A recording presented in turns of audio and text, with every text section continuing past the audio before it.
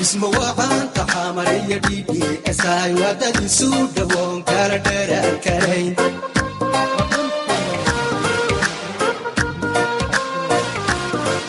اسمه وعان تحامر يديدي اساي ودد سود وون كالا دير كارين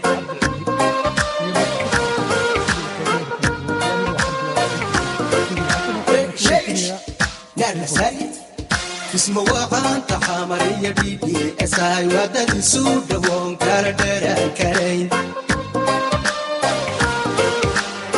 السلام عليكم ورحمة الله وبركاته. Magaaladayda Minneapolis aan soo dhawaada waa farxiyo budul oo xagga magaalada Minneapolis barnaamijkeeni khamiista saddexaad bil kasta marka maanta waxaan ku soo dhaweynaynaa barnaamijkeena waxaan ka hadlaynaa isagoo magaalada siday u bedelayso xagga ammaanka marka maanta waxaana la jooga Taylor Crouch Downson la dhaho oo magaalada Minneapolis ka shaqeeya iyo cabdina waa u turjumaani doonaa insha Allah marka saasa maanta hadda ku bilaabeynaa insha Allah update-yaasha oo xagga COVID-ka ana gadaal barnaamijka ay iga sugaysaan marka waxaan kusoo dhaweynayaa haddeertaan Taylor soo dhawow aniga farxiyo weeyaan isagoo magaaladeena Minneapolis su-aasha aan ku hayo isagoo marka hore isagoo haddii aad dadka aad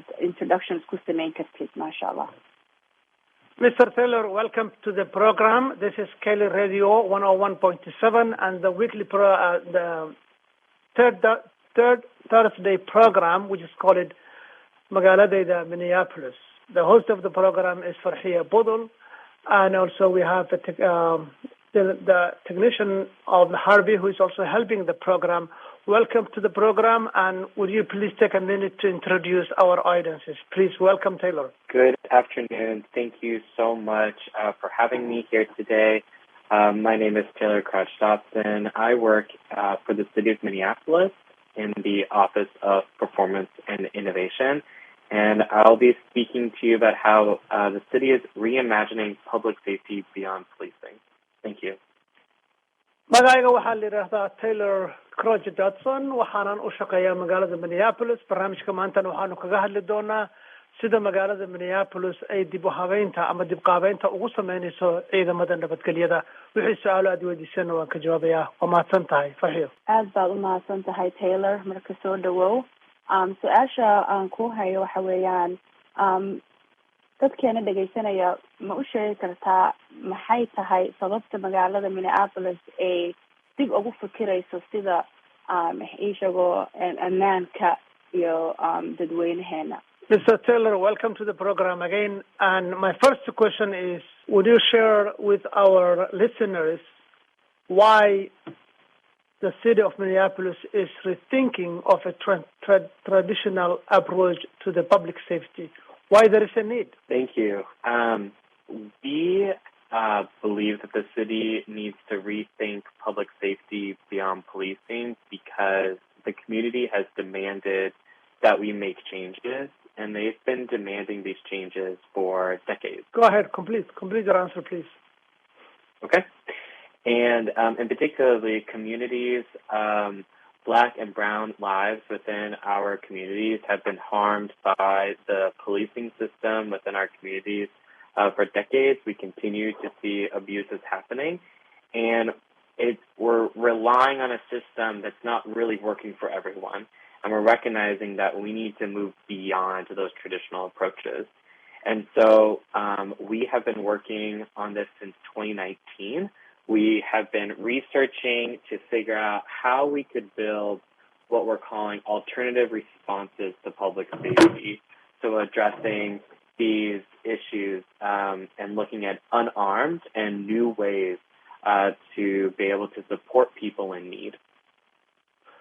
waa mahadsan tahay fursadda aad siisay inaan su-aasha ka jawaabo bulshadu muddo dheer ayay codsanaysa isbedel noocaas ah isbedelkaas oo aan ka hadlaynay 10 sano ee lasoo dhaafay ama 10 sano ee lasoo dhaafay ugu dambeeyay nidaamka ammaanka ee magaaladu ma ahayn mid u shaqeynaya dadka midabada kala duwan leh ee ku dhaqan magaalada Minneapolis waxayna ahayd mid aan loo sameyn ama dhibaato badan ay ka soo gaartay ciqaabta loo geysto tan iyo sanadkii 2019 waxaanu ku dadaalnay ama guddiga maamulka magaalada uu xoogga saaray inuu cilmi baaris ku sameeyo sida ugu wanaagsan ee loo dhaqangelin karo hab kale oo bedeli kara nidaamka ammaanka dadweynaha oo aysan ku jirin boolis hubaysan isla markaana la adeegsan karo dad aan hubka xirayn oo dadka si kale u caawiya waxaanu ku faraxsanahay maanta inaanu arrintaa idinla wadaagna barnaamijkaas innaga oo ku bilaabayna sidii uu ku bilowday farxiyo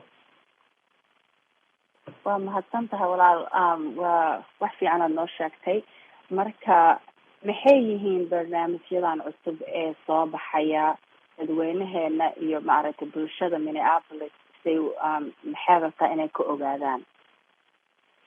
What can you share, Mr. Taylor, the community about the new programs that will be implemented down the road or in the future? Yes, so we have 5 pilot programs that we're really excited about. The first 3 are about mental health emergencies, how to respond to those emergencies in a more empathetic way. And then the other 2 are about how you can resolve non-emergency issues like petty crimes or parking issues beyond calling 911. And so the first 3, so the first one is our new behavioral crisis response team. This is a new first responder program that is now available in Minneapolis.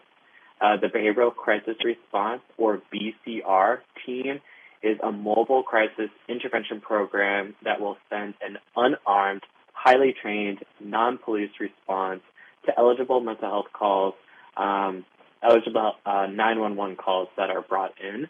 And the goal of this program is to provide empathetic care and avoid forced hospitalization or arrest or imprisonment. Would you like me to continue, or do you want to translate? Let me jump in now. Thank you. barnaamijyada la dhaqan gelinayo waxa ay noqonayaan barnaamijyo ka kooban 5 qaybood oo 3 kamid ah ay si gaar ah u taabanayaan cudurrada dhimirka iyo waxyaabaha la xiriira dadka xanuunsan ee madaxa ka jiran iyo sida loogu gurmanayo. labada kale waxa ay ka hadlayaan xaaladaha aan degdega ahayn ee aan loo baahnayn in booliisku uu markiiba u gurmado iyo xaaladaha la xiriira dambiyada yaryarka ah oo ay kamid yihiin dambiyada goobaha gaadiidka la dhigto. haddii aan ku bilaabo 3 xaaladood ee dhimirka la xiriira tan ugu horeysa waxa weeye in la abuuro koox gurmad ah oo la yiraahdo BCR oo u gurmata dadka xanuunsan oo markii la soo waco telefoonka 911 halkii loo diri lahaa booliiska iyaga loo diro oo iyagu ay la dhaqmaan ama la hadlaan qofkii xanuunsanaa ee u baahnaa daryeelka caafimaadka. ujeedadu waxa weeye in la helo hab ku dhisan caadifad ama dareen lagana fogaado in qofkii isbitaalka loola cararo ama la xiro oo la isku dayo in si kale oo ka wanaagsan arrinta wax looga qaban karo. Go ahead, Mr. Taylor. Thank you. The second mental health pilot program is the ability for us to train 911 staff who receive these emergency calls, to train them in better to be able to specialize in taking those mental health calls by being able to understand what the people need right there and then. And so the goal is to help 911 dispatchers send the right calls to the right responses and to be able to give them to this new BCR team that is out serving the community. Thank you, Taylor.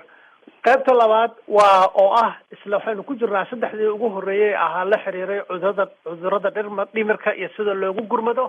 qaybta labaad waxay ka hadlaysaa in lagu talagalayaa in la tababaro oo tababar la siiyo shaqaalaha ka shaqeeya ama ka jawaaba telefoonka hal ee gurmadka degdega ah. waa mid loogu talagalay inay garan karaan xaaladahaas iyo ciddii ay ku hagaajin lahaayeen oo qofka xanuunsan u gurman lahayd. taas way ujeedada laga leeyahay in shaqaalaha 911 lagu tababaro inay gaarsiiyaan cidda ku haboon ama halka uu qofkaasi ka qayb qaadan karo gurmadka BCR ay sameynayaan. Right. And the third mental health pilot program is currently under development and should be available later this year. We will be placing a mental health professional within the 911 department where they will be able to assist calls in the moment, real time, when those emergencies come in so that they can support people over the phone. And the goal is to help people in crisis before response arrives so that people are being taken care of each step along the way. Thank you. qaybta saddexaadna waxa weeye in dadka takhasuska ku leh cudurrada dhimirka ay la shaqeeyaan oo ay ka shaqeeyaan xafiiska 911 oo marka la soo waco iyagu ay taleefanka kula hadlaan ama ay taleefanka ugu gurmadaan qofkii xanuunsanaa inta uu gurmadku ka soo gaarayo.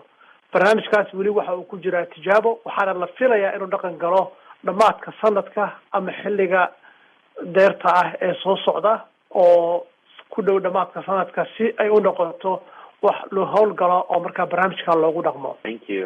And then we have 2 pilot programs that are about reporting non-emergency issues. And both of these pilots aim to free up 911 and police time so that they can respond to more urgent calls. So the first one is that if you experience a nonviolent theft or property damage within the city of Minneapolis and you need to file a police report, you can now call 311, which is just another phone number which you can work with city staff to complete a report over the phone or submit an online report by going to the 311 website. Thank you. labada qaybood ee haray ee ku saabsan xaaladaha aan degdega ahayn ee ciidamada nabadgelyada loogu talagalay waxa weeye waa waxyaabaha faldambiyeedka dhaca oo ay ka mid tahay tuuganimada waxyaabaha la xiriira burburka hantida goobaha gaadiidka la dhigto oo aan loo baahnayn inay booliisku u gurmadaan oo ay ku mashquulaan waxyaabaha ka muhiimsan ama xaaladaha khatarta ah ee u baahan adeega booliska. sidaa darteed haddii ay dhacdo in ay xaaladahaas oo kale kula soo darsaan oo aad u baahan tahay inaad abuurto ama aad hesho warbixin booliisku ay qoreen waxaad wici kartaa 311 iyaga ayaa markaa kaa caawinaya in aad hesho warbixinta booliiskii aad u baahnayd. dhinaca kale waxaa sidoo kale aad ka tegi kartaa bogga internetka ee magaalada oo aad sidoo kale ku codsan karto in warbixin booliis aad ka hesho dhibaatadii dhacday ama aad soo gaarsiin karto hay-adaha ku shaqada leh laakiin waa xaaladaha aan gurmadka ahayn ee degdega ahayn ee qaabilsan loo baahan yahay in booliisku u gurmadaan. Thank you.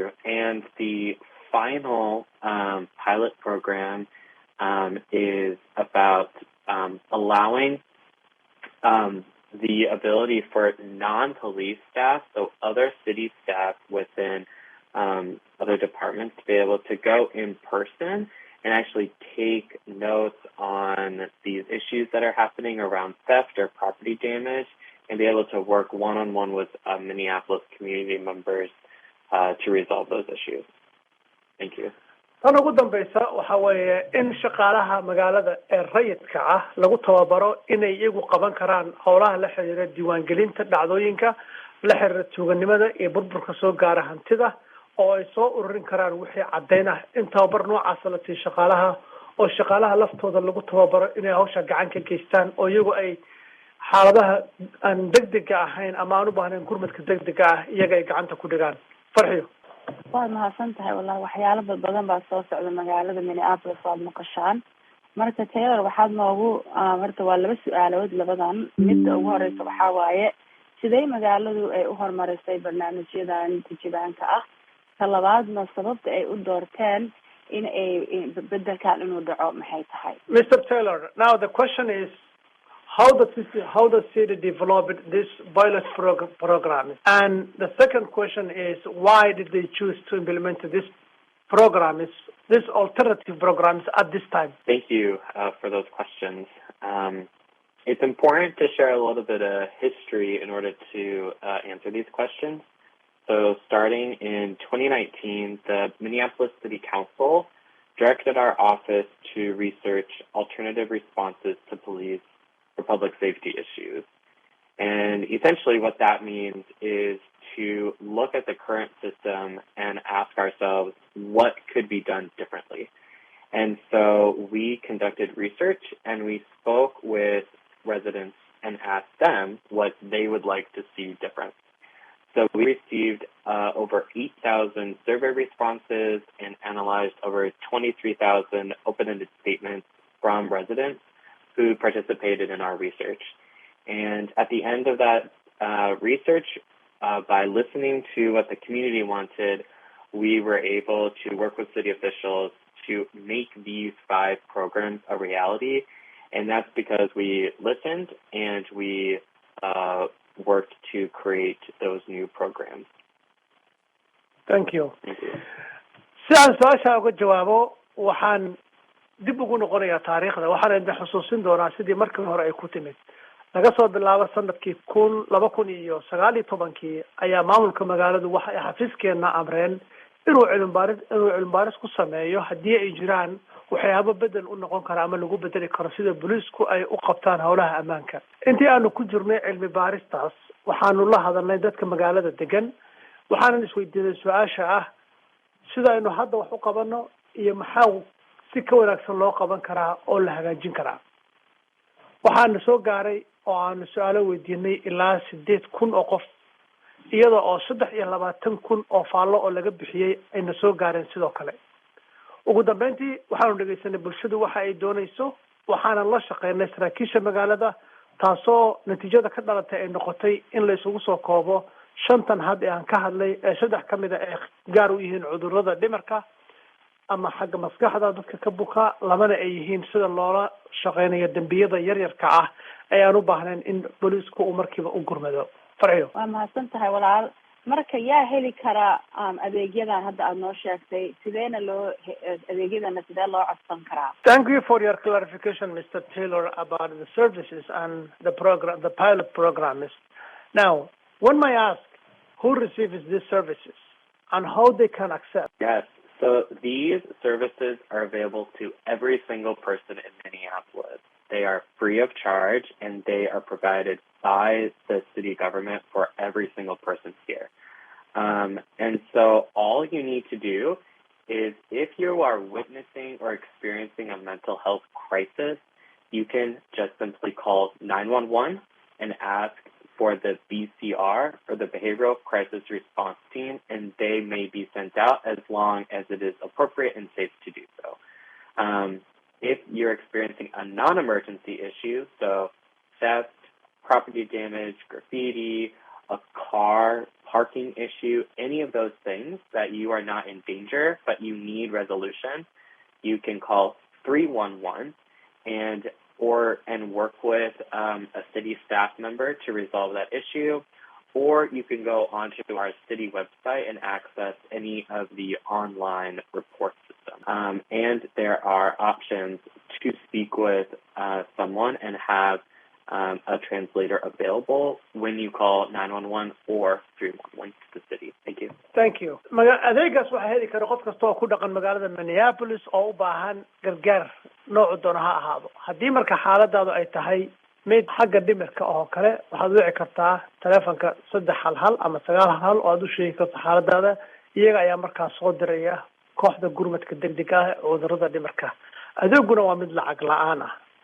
midda labaad oo la xiriirta faldambiyeedyada ama guri la jabsaday ha ahaato ama ha ahaato baabuurta, wixii la xiriira khilaafaadka baabuurta oo aad doonayso inaad warbixin ka qorto ama aad booliska soo gaarsiiso laakiin aan ahayn xaalad degdeg ah, saasna ay tahay sida ammaankii aad u samayn karto, waxaad wici kartaa 311 ama waxaad soo booqan kartaa bogga internetka ee magaalada, ama waxaad la soo degi kartaa barnaamijka telefoonka loogu talagalay telephone app wax la yiraahdo oo 311 aad ka heli karto, telefoonadii aad ka heli karto. waad mahadsan tahay walaal. waa mahadsan tahay walaal. sidii aad noo sheegtay, horta caafimaadka maxay ahayd maskaxda waa mid muhiim ah, maaragtay iyo sida bulshada aad hadda u gaarsiinayso. marka waxaan jeclaan lahaa inaan ogaado waa maxay, waxaad noo sheegi kartaa xaqiiqo adiga wax ka maaragtay aad ka yaabtay oo caafimaadka dhimirka ah oo xagga shaqadaada ku saabsan. Thank you for sharing with us about the mental health issues and how it's important, particularly when it comes to the community public safety. Your experience, what can you share with our listeners in regard to the mental health while you were involved in this work or research? Thank you for that question. One surprising thing from this research actually came out of some responses we got to a particular question we asked community. The question we asked was, instead of police, who would you like to respond when you're experiencing or witnessing a mental health crisis? And we got some really clear answers from the community. So this is the surprising statistic we received. 95% of responses wanted a mental health professional or a social worker to show up. Only 5% wanted police involvement. That is a huge difference, and we found this to be very, very important, that 95% of the responses, 95% of people who live in our community wanted a mental health professional or a social worker to respond, and yet we didn't have that in place. We needed to create something new. We needed to provide this service to the community because they're asking for it. And so that was a really clear call to action for our office, and something that we're really proud to say that we were able to make this happen and launch the Behavioral Crisis Response Team in December of 2021 to provide this service to folks who are in need. su-aashaas waa su-aal aada u qiimo badan. haddii aad fiiriso intii aanu dadka su-aalaha aanu weydiinay waxaa ku jirtay su-aal ah halkii ay boolisku u gurman lahaayeen ayaad jeceshahay oo kale inaad aragto inuu u gurmanayo dadka xanuunsan ee qaba cudurrada dhimirka yaa jeclaan inay u gurmadaan. markii aanu dadku weydiinay waxaa aada nooga yaabisay in 95% dadku ay ku jawaabeen waxaanu jecelahay qofka noocaas inuu u gurmado dad ku takhasusay cudurrada dhimirka ama maskaxda ama social worker kuwa la yiraahdo oo u adeega bulshada, shaqaalaha caafimaadka ee bulshada u adeega. kaliya 5% ayaa ku jawaabay inay jecel yihiin in booliisku howlahaas uu gurmado. taasi waxay ku tusaysaa inay tahay mid aada muhiim u ah. 95% waa tiro aada u badan inay dadku ay jecel yihiin in dadka noocaasa ay u gurmadaan. waxaa kale oo si cad looga arki karaa hawsha ay kooxdaydu qabteen inay tahay mid aada muhiim u ah, isla markaana loo baahan yahay in la howlgeliyo kooxda gurmadka degdega ah ee la xiriira cudurrada dhimirka iyo maskaxda oo ah koox guurguurta oo u gurmada dadka xanuunsan ee xaaladaas oo kale ku jira. Farhiyo, Taylor, are you with me? Yes, I am. I think one last question I would like to ask, if you don't mind, is how the community members can learn more about this work. Thank you. Yes. So we are really excited to announce that our office will be launching a public safety awareness campaign. The first round of content will be shared this month, actually. So what we mean by a campaign is that we are putting together stories and information into videos, photos, infographics, posters, going out into community, getting on the radio, speaking in front of residents to share what's going on. We really hope that this campaign will help the community learn more about what options exist, help to build trust with communities, especially those that are underrepresented and maybe haven't participated in government lately, and to be able to ensure that every resident knows that they can call 911 and receive the response they need, or they can call 311 and get the help they need. So in order to see this content, we hope that people will follow the City of Minneapolis on Twitter, Facebook, Instagram, Nextdoor, wherever you get your social media information. Please be sure to find and follow City of Minneapolis so that you can see this content and you can share it with your friends, your family, and your networks here in Minneapolis. mahadsanid. waxaan aada ugu faraxsanahay su-aasha aan weydiiyo ugu dambeysay waxay ahayd sidee ayaa bulshada uga qayb qaadan kartaa qofkii doonaya inuu helo macluumaad dheeraada oo ku saabsan barnaamijyadan iyo howlahan. Taylor waxa uu ku jawaabay waa arrin xiiso leh. magaaladana waxay wadaa oo ay ku dhawaaqaysaa ololo dadka lagula soo codsiinayo wacyigelin ah waxyaabaha la xiriira ammaanka bishan iyo wixii ka dambeeya oo barnaamijyadaas oo hadda bilowday isla markaana lasoo bandhigayo. waxaan rajaynaynaa inay noqdaan barnaamijyo ay communitygu ama bulshadu ka bartaan fursadaha ay heli karaan iyo sida loo dhisi karo kalsooni dhex marta hay'adaha kala duwan ee magaalada iyo sida loogu gurman lahaa. ciddii doonaysa ama xiisaynaysa waxay kala socon kartaa khubaraha bulshada oo ay ka mid yihiin Twitter, Facebook, Instagram iyo bogga loo yaqaano Nextdoor oo ah barnaamij loogu talagalay in lagula socdo agaarka magaalada. magaalada Minneapolis waxay wadaa dadaal ballaaran oo howlahaas oo dhan ku xiriira, waxaana lagala xiriiri karaa ama wixii macluumaad laga heli karaa ee la xiriira sida looga soo sheego faldambiyada aan degdeg ahayn barnaamijka ama telefoonka 311 ama aad soo booqan kartaan bogga magaalada oo aad ka helaysaan. Tyler, one last word. Yes, just thank you so much for having me here today. Really appreciate this opportunity to share about this work with our Somali community within Minneapolis.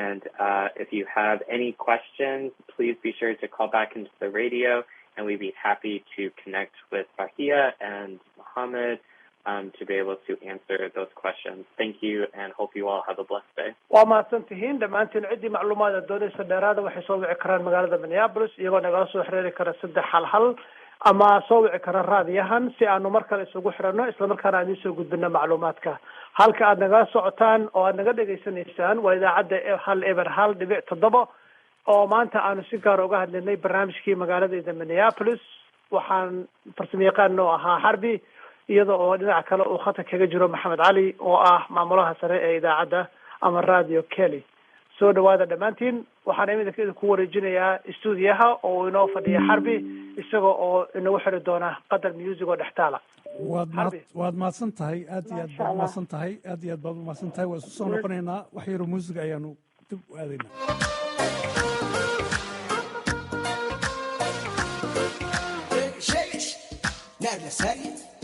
اسمه وعان تحامرية بيدي اساي ودد سود وون كاردر الكرين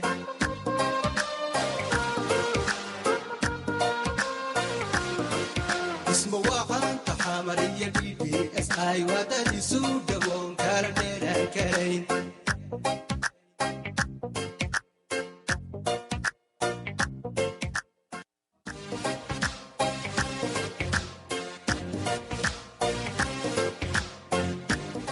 waa hagaag dhegeystayaal weli halka aad nagala socotaan waa KALY LB 101.7 FM codka bulshada Soomaalida Mareykanka waa barnaamijkeennii magaalada Minneapolis oo khamiistii 3 bil walba nagala socotaan KALY radio waxaana alaab inoo dadeeyaa Farxii Budul iyo Cabdi Cilmi haddana waxaan idinku wareejinayaa Farxii Budul waa mahadsantahay walaal Harbi magaaladayda Minneapolis soo dhawaada hadda waxaan ka hadlaynaa xoogaa waxaan inii sheegi doonaa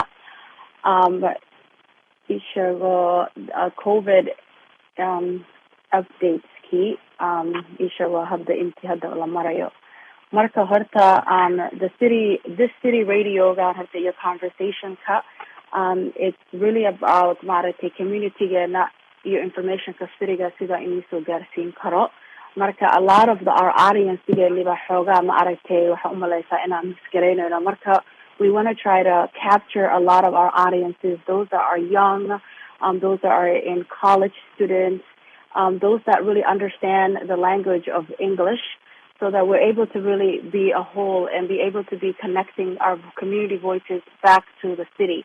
So as of Monday, February 14th, 81.6% of people 5 years and older in Minneapolis have received the COVID shot. Statewide, 74.1. So these continue to be some of the disparities by race and ethnicity in vaccination, although we need to have some of these have decreased in the last few months. In Minnesota, 60.3, 60.2, and 70.5 of the American Indian, Black, and Hispanic residents respectively have received at least one shot of the vaccine, compared to 70% of the whites and 86% of Asian Pacific Islanders residents. These disparities are so true in Minneapolis. So waa muhiim in maaragtay shaadkiina talaalka in la qaato ciyaalka hadda waa loo fasaxay ciyaalka yaryar marka kusoo dhawaadaan dhihi lahaa meelaha talaalada laga qaadanayo iyo ciyaalkiina So while both Minnesota and Minneapolis cases are really continuing to indicate a widespread transmission, they have also decreased significantly over the past few weeks. Between January 11th and February 14th, the rate for COVID infection decreased 86%, mashallah, in Minneapolis and 74.5% in whole in Minneapolis. So, cudurkii xoogaa gadaal buu u dhacay. Test positivity rates have also decreased, although it remains above at the 5% threshold, which indicates caution.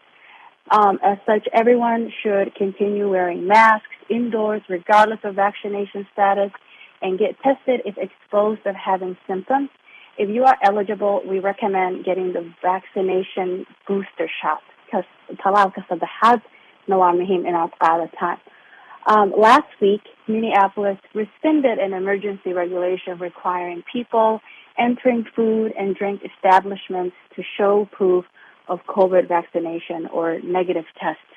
So maalinta inii sheegayna marka oo makhaayadaha la aadayo iyo meelaha ishagoo xoogaa dariskan oo xirxiran oo business yaasha ah waa inaad caafimaadka kaaka awootid. Hadda magaalada waxay tiri waa la iska dhaafay, marka it's important in maaragtay maskigiina aad xirataan, laakiin shotskana waa muhiim. So that's a new update for drink establishments and makhaayadaha. You don't have to show proof of vaccination. So when the emergency regulation went into effect, the 7 days new cases also exceeded 1,300 cases per 1,000 people, and positive rates were increasing rapidly. These numbers are now trending downwards as it's the number of COVID hospitalizations. Similar restrictions for restaurants and bars was lifted in St. Paul as well. The city requirement that masks are worn in most public places remains in effect. So, maxaa hadda information ka inii sheegaya xoogaa haddii maaragtay inkasta oo la dhahay regulationkii degdega ahaa la iska dhaafay, xoogaa wixii kor inuu thresholdkay fiirinayaan. Marka adiga always waa inaad isprotect garaysaa, ishaga waa inaad xirataa maskigaaga, talaalka, waxyaalaha maaragtay caafimaadka adiga ku ah iyo qoyskaaga iyo ilmahaaga. And so while negative tests is no longer needed for unvaccinated before going into a restaurant or a bar, testing is still an important way to stop COVID from spreading. So y'all hear me, all the college students out there, waa muhiim inaad maaragtay talaalkiina, especially marka aad magaalada aad dhex maraysaan, inaad talaalan tihiin. So some of the symptoms of the COVID include cough, shortness of breath, difficulty breathing, fatigue, muscle body aches, headache, new loss or taste of smell, sore throat, congestion or running nose, nausea or vomiting, diarrhea. The state of Minnesota has also testing sites in Minneapolis, and these testing sites is all over the Minneapolis. So COVID, the Minneapolis Convention Center is one of the testing sites in the city. Testing is done there on Monday through Friday from 11 to 6 p.m., and the testing is obviously free. And if you have your insurance card, you can also show your insurance card. So now you can also order free at-home COVID-19 test kits from the federal government. So each home, I ordered mine. It just came a few days ago. You can be eligible to get 4 free at-home COVID tests, and they'll be shipped to you within 7 days. Tests are also rapid antigen at-home tests, not PCR tests. So this is amazing. If you still haven't received the COVID vaccination, there are ways to also get it for free. There are a lot of free testing vaccination shot places. This coming Saturday, inshallah, February 26th, free vaccinations are available at the Hiawatha Academies in the North Loop Campus Gymnasium. The address is 4640 17th Avenue South. More updates on the vaccinationna.gov is the website that you can go and search by appointment. Example, if you want to get the visor, you put in the visor, and so forth. I want to remind everybody that there's still a masking requirement in Minneapolis. Everyone in Minneapolis, businesses and areas of the public accommodations must wear masks. This includes patrons and employees and visitors in the business places to help reduce the spread of the COVID. And if you're inside a place serving food and drinks and have shown proof of being vaccinated and the test is negative, even though they're not doing that anymore, it's amazing just to have your mask on. And if you need to get more information on our city's website and also request more information on the vaccinations and just to stay in the loop, I advise all of you to email health@minneapolismn.gov. So thank you so much. That is the updates that I am going to share. And I welcome everybody to call in on the Flawa'a. We are here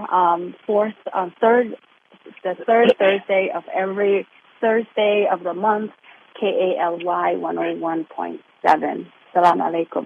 waa hagaag dhegeystayaal intaa waxaa inoogu dhammaaday barnaamijkii ay nala socodsiinaysay farxiyo budul iyo cabdi cilmi iyo maxamed cali weliba ee magaalada minneapolis khamiista saddexaad ee bil walba aad nooga yimaada